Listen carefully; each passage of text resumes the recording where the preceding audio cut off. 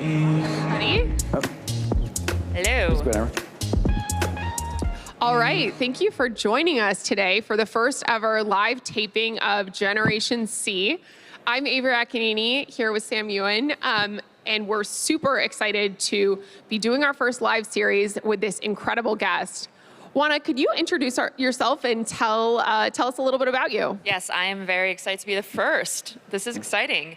Hey guys, so I lead digital at Warner Music Group and business development. So that includes understanding and driving towards where our strategy is going and where digital revenue is going. So strategy side, and then we drive the negotiations with our biggest partners, the TikToks, Apples, YouTubes of the world, Spotify's, and then we're also trying to drive into incremental revenue streams. So NFTs, AI, all of those catchphrases my team focuses on. And then the last piece is M&A. So we do a lot of investing as well. Sounds like you have a very full plate across a diverse array of different things. And how did you get into this? Like, how did you sort of build your career towards innovation in the music industry? Where were you before Warner? Yeah, so I came a very circuitous route. Taking a step back, I was born in Romania. I moved to the States when I was really young, and I didn't speak English, but I did play violin. My parents were tiger parents that put me at violin when I was 4. Violin was the way I communicated, and music just became like deeply ingrained in me. So I was working in music companies through college, but when I graduated was 2003, and that was like Napster time, and it wasn't very inspiring. What was going on in the music industry was pretty conservative, and I just wasn't, that interested in what was going on. And so I took a step away, and I went to BlackRock for 7 years, where I was a portfolio manager, and then I got into music. And so in 2012, I started really looking back into what I was passionate about and went to music. So Juana, first off, I wanted to talk a little bit about the idea of fandom. Actually, I think we have a quick video to show. Can we cue that up?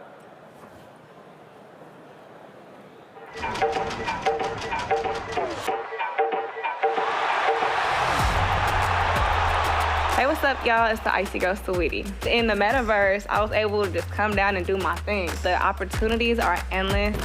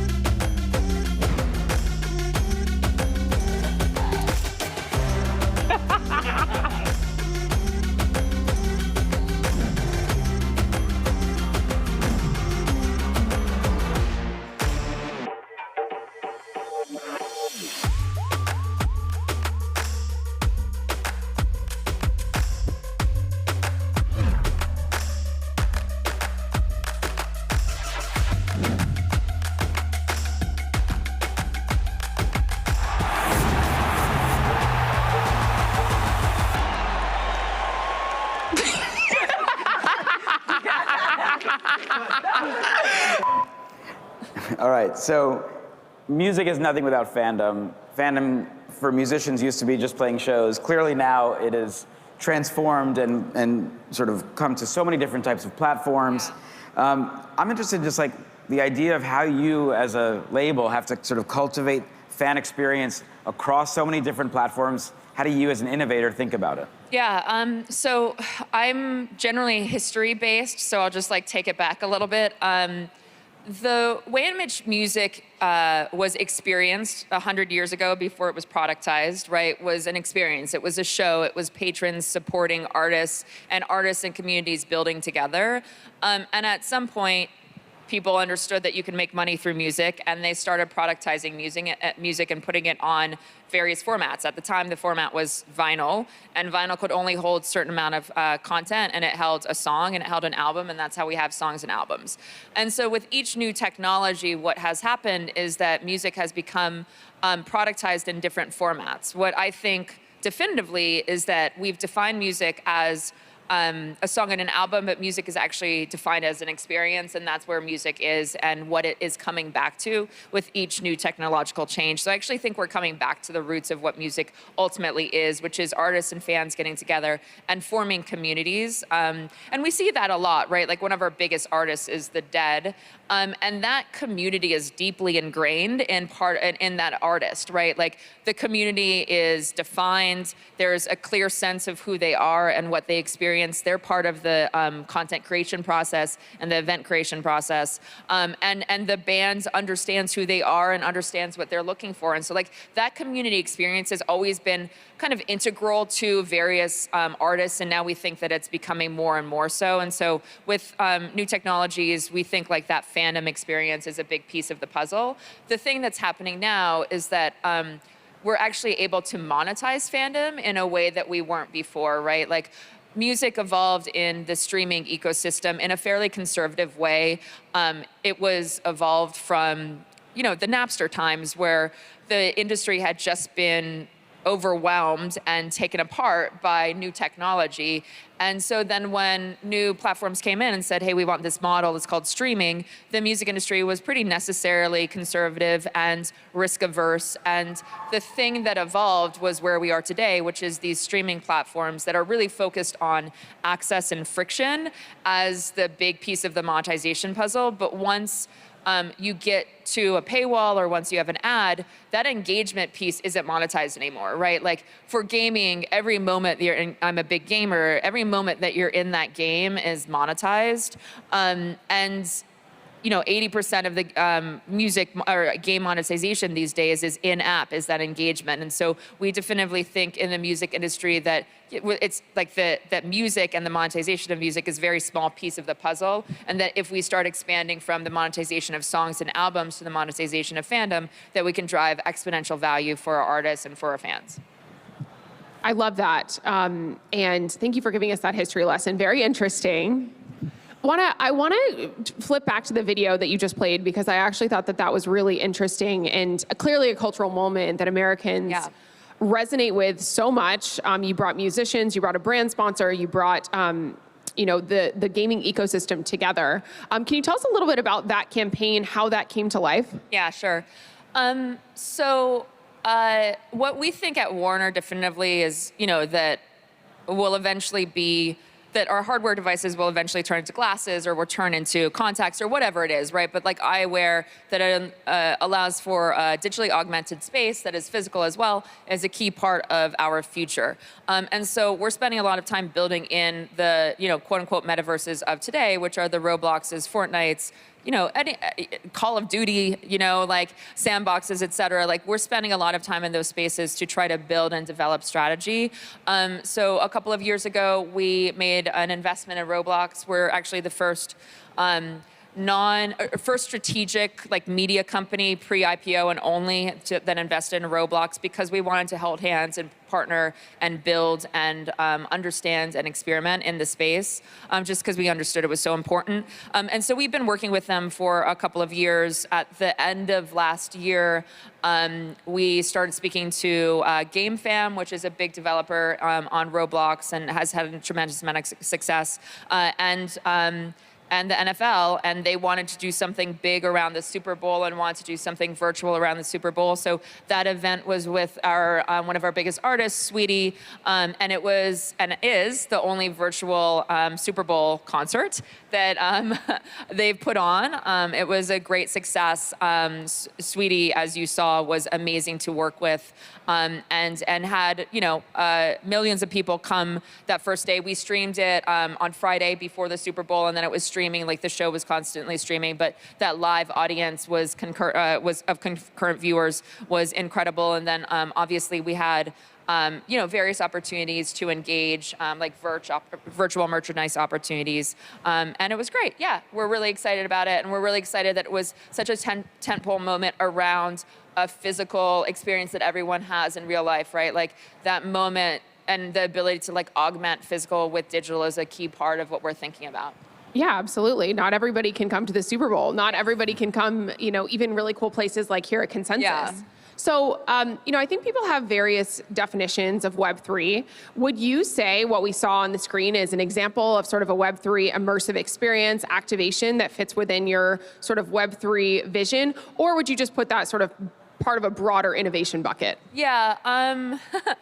I think like the evolution of the web, right, is like ultimately Web3. And I know a lot of people focused on blockchain as being a piece of it.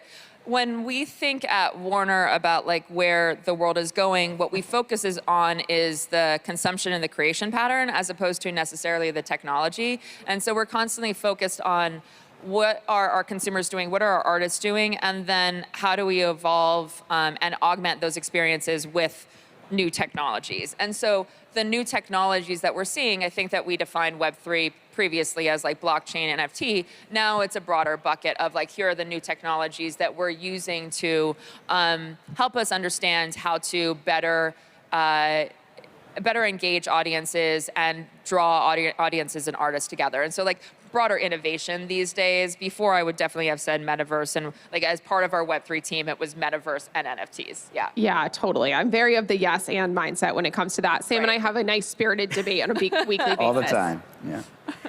But I what's interesting to me, and I'm only thinking about it now, but NFTs are all about ownership.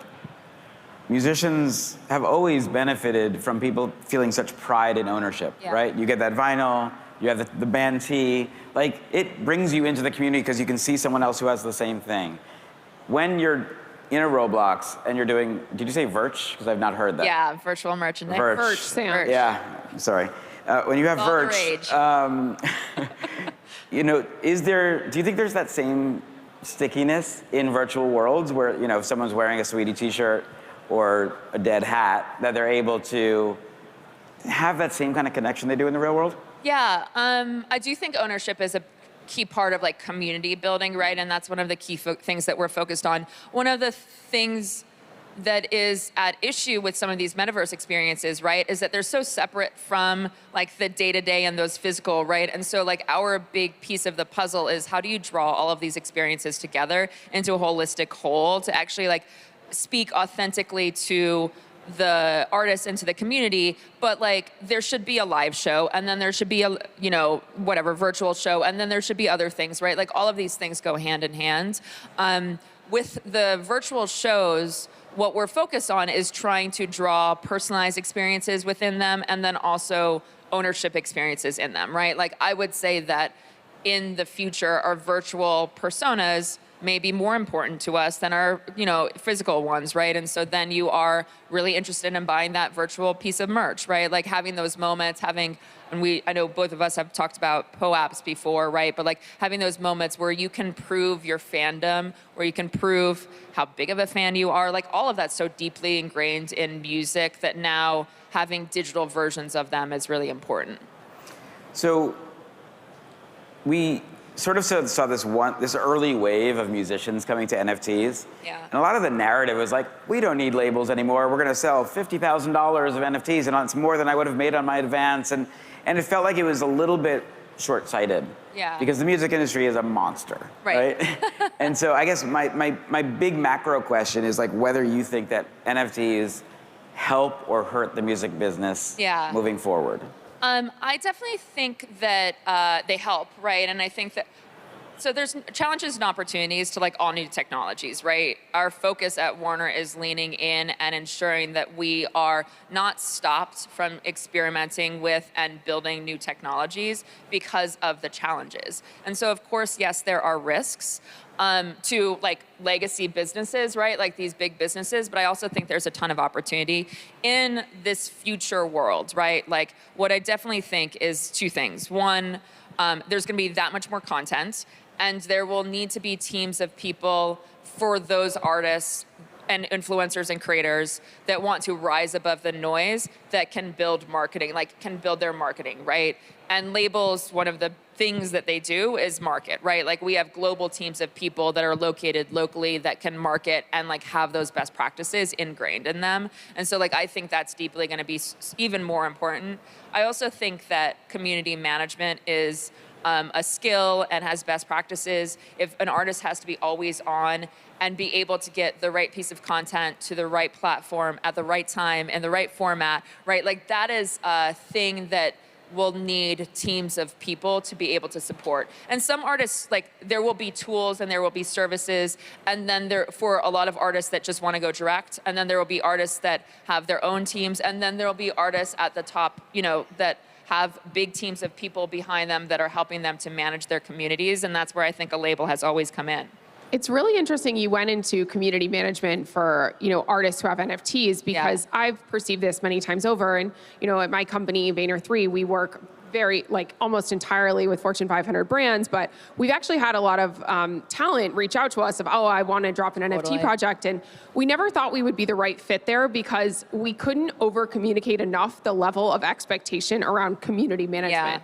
And I think that that comes from the sort of NFT native or Web3 native crowd being so digital first and digital native, where they expect this sort of always on communication layer. And, you know, from my perspective, that hasn't historically been how artists have engaged with their fans, right? Like, I sell you something, now I am done, thank you, I'm moving on.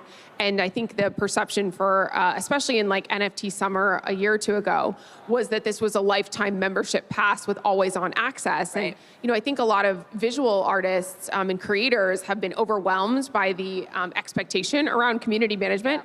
Is that something that you heard from your artists? For sure, and it is, and it's different, right? Like, kids these days consume music and create in different ways, right? Like people are far more active as consumers and creators than I definitely was, right? And so that is true of our artists too. There are artists that are in their prime that are still focused on like one of the key things, right, is like they're focused on every moment that they experience with a fan. And so they're very proprietary about like how those experiences happen, right? Like how they show themselves and show up to their fans. And the world that we're talking about today is like you're constantly on. You can't be so proprietary and you can't approve everything, and you always have to have these moments, right? And so like I think it's hard for some artists to get through that hurdle. I think as younger creators and younger artists come through, there will be more and more opportunity for them to dig in. But just to say it, like there are amazing creators and amazing artists today that are also experimenting. And there are some that will want to stay with what they're doing today. And that's like, there's still space for, you know, creators that are creating at the, you know, at this level. I'm just saying, I think that in 20 years, we will see that fans will demand more from the creators that they're following, and that creators will have more influence across all of the things that they have influence over, right? Like creators are tastemakers at this point across a lot of different things. And with that influence can come value and monetization. But again, like it doesn't have to, like it's not one size fits all, and not every creator that we're working with, not every artist has the same interests and the same community and all of those things, right? So what you're saying is not every artist needs an NFT project. Yes, totally. But for the most part, not right now, yeah. just one last question on that, and then we want to chat AI for a second. But with, you know, do you see in the future that there is a Web3 Spotify, or is there a Spotify that knows you have a token and unlocks a special playlist or video or access? Where do you think it falls? I think that if it's a Web3 Spotify, and by the way, Spotify is an incredible partner, but I just don't think that's how the world is evolving, right? Like, I think that's one of the issues with Web3, with music and how short-sighted it was over the last couple of years, which is that you had a lot of partners or coming in the door saying like, hey, we've got the Spotify model, we're just gonna tack on NFTs to it, like here's a win, right? And that's not what, again, like the world is evolving, consumers are evolving, creators are evolving, and the product is evolving. Spotify is evolving its own product model, right? And so taking today and then just adding NFTs, which I think a lot of people were doing at the time, is not inspiring, and it's not going to work and not going to be long-term successful. And that's certainly like not what we're focused on, right? Like every conversation we have with an artist is, what do you want to do? What do you want to build? What's your story? What's your audience want? Like, how do we, if we want to, use Web3 technologies to evolve and augment? Sometimes the answer is very much no. And sometimes it's, yes, this can absolutely help, but it's got to be creative, and it's got to be very specific to that artist. Like, nothing is one size fits all at this point. Yeah, and the artists that you work with can really move the needle on culture in so many ways, right? Yeah. Like some of these massive names then spawn a whole slew of others who are inspired by what they've seen. Yeah. So let's talk a little bit about AI. Very hot topic these days. Yeah. We were just chatting backstage. You and I were both sharing how, like, I think every industry is going to be dramatically disrupted by what we're seeing in the generative AI space. How do you think very broadly, like the AI industry, that what we're seeing in AI is going to affect the music industry? Obviously, we hear about Drake, we hear about Grimes, we hear about some of these big sort of headline grabbers. But what's your take sort of being right at the epicenter of these conversations in the music industry? Definitely at the epicenter. It's been an interesting few weeks. What else, like what I think definitively, right, again, there's opportunities and challenges with every new technology. I think the thing that's most exciting is two things, right? One, as young people, we created a lot. And like the experience of creation was something that was really important to us. Like I used to draw all the time. And then at some point I realized I was terrible at drawing and I stopped drawing. And I think that what's exciting about AI is that it's putting the experience of creation back in the hands of adults in a way that you're no longer ashamed about the final product, but that experience is actually a moment that people lean into, and I think that's really exciting. The other thing that I think is exciting for the music industry is that just like, you know, AI evolved all of us into photographers because like all of our photographs on Instagram are amazing. I think that AI will allow everyone to create music and sound off their phones. And I think that's really exciting because it will bring new types of creativity. It'll bring new types of subgenres. It'll like open up and democratize creativity in a way that we haven't seen in sound and music in some time. Both of those things I think are really exciting, are game changing for the music industry.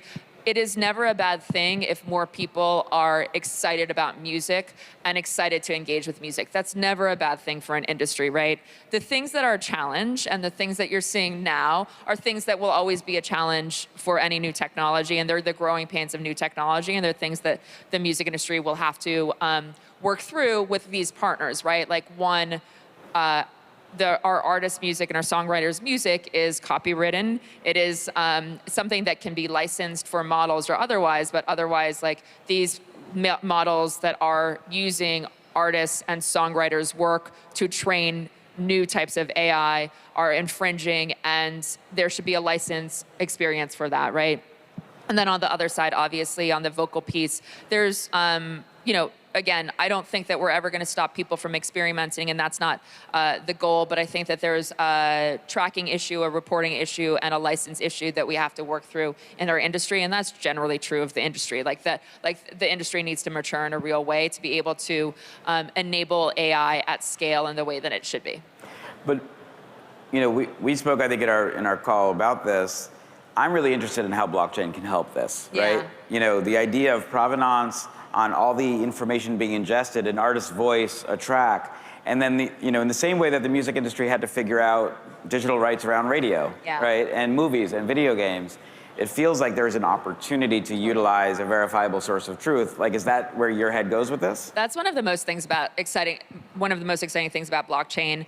The thing about the industry today, the music industry today, right, is that there is a need for broader transparency and a need for better tracking and reporting around songs, but not just songs, like the pieces of songs, right? Like the drum, the vocal, all of those things which are called stems. All of those things need to be able to be tracked across the internet to allow artists to get value from the music that they're creating. And, you know, again, like once that happens, then we've got a really robust ecosystem. And I think the way that that evolves and the way that tracking and reporting will evolve, and the best way it can is through blockchain. Like, I don't see opportunities outside of really digging in there, but it's gonna take time. Like, right, like that's a structural thing that I think will be one of the best value adds that blockchain could add to the industry, but it will take time because everyone has to get on the same page on what we're doing and what we're evolving and all these platforms do and all the industry does. And so it's just going to take some time. But yeah, totally. I think blockchain is deeply ingrained into like that future. So just as a final takeaway, we have only a couple minutes left. I mean, if there are musicians in the audience or people who are building platforms, what are your thoughts on how they should be thinking about entering Web3, getting involved with both, either as an artist or with labels? What's sort of the 3 takeaways they should think about in the Web3 space, in music specifically? Yeah, I mean, I think the key takeaway again is what we mentioned, right? Don't do anything in Web3 just for Web3's sake. You have to understand who your audience is and start communicating with them generally. Go where they are and start understanding what they're looking for. That could be in a physical space, or it could be on Discord, or it could be on whatever, right? Like TikTok, et cetera. Start communicating with them there, and then the goal is to bring them into these spaces with you. When we're talking through and building these experiences on Roblox, we're never just like throwing people into Roblox, right? Like we're having to have the community and build that community first in other ways, and then we start driving people into these experiences. So definitely don't, just drop NFTs and expect that people are going to be excited about it. Don't go into a Metaverse experience and have that be a one-off, right? Like if you're looking to build your brands, then start with a long-term roadmap for what that brand is and how you can consistently communicate with your community in a way that will excite them. And the other piece is like your community should be a part of the creation process. Make sure that they're also doing a lot of the work for you, like your community, and that's the ownership piece, right? Like if you can activate the community by having them own a piece of the community, then that's the win. We want the community to do a lot of the work for content creation and engagement for you. I love that. 3 amazing takeaways. Thank you so much for gracing us with your brilliance and, very fun first live episode of Gen C. We'll see if we should do some more. It was such a pleasure to have you on. Thanks, guys. Thanks, Mona. That was fun. Appreciate it. Thank you.